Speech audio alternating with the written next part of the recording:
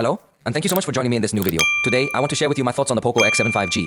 I'll discuss what I like the most and also what I like the least about it after giving it a try. This is especially important if you're thinking about purchasing it. So, as always, I must advise you, don't make a decision to buy the POCO X7 5G until you watch this video completely. Consider its launch price, which in Mexico has been 4,999 pesos. Right off the bat, that's a pretty competitive price for what this device is, but let's break it down little by little. Let's start with what I liked the most. We will find 256 GB of storage and 8 GB of RAM. It is perfect in that sense. There is even a version that goes up to 5,999 pesos.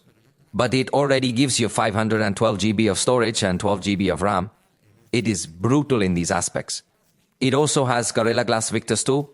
This is a protection that other manufacturers reserve for flagships that are even much more expensive devices that give us a simpler glass here on the front. Additionally, it features IP68, which means it can be submerged in water without damage, making it exceptional for a device in this category, possibly the best. In fact, it also provides us with an AMOLED display at 120 Hz, 5K resolution, HDR, 10 plus compatibility, and a brightness of 3000 nits. Well, having such an excellent screen is remarkable. Moreover, to enhance the screen experience, we also find stereo sound and access to a 10-band graphic equalizer, to be precise. It even brings support for codecs such as LHDC and LDC.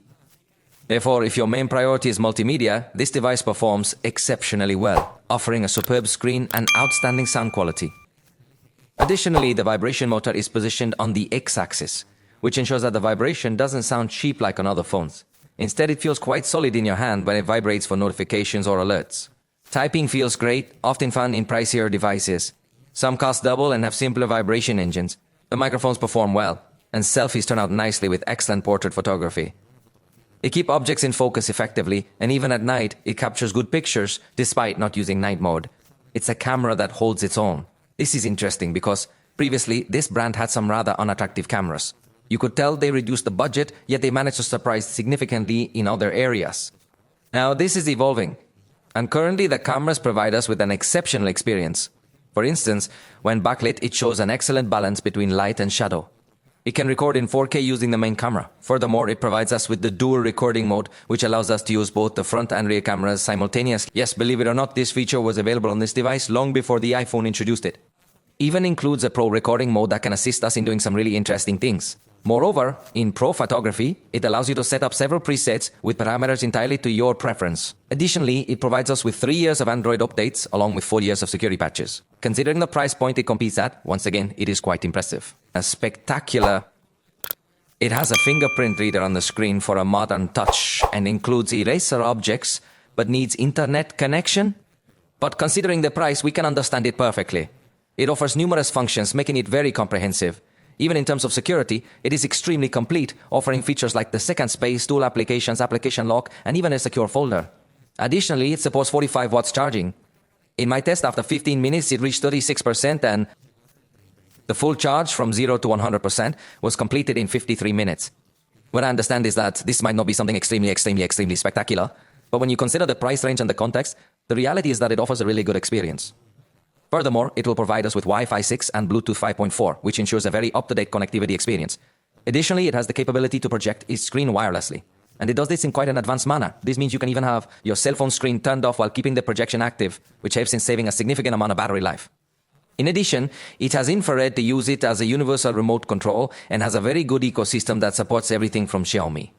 In my test, it took 3.1 seconds to open each of the 16 apps I tested, which for the category is pretty good. In fact, in my test, exporting a 4K of 1 minute video, it took 44 seconds, which again, for its category is very good. But of course, not everything will be perfect. Let me tell you what I didn't like.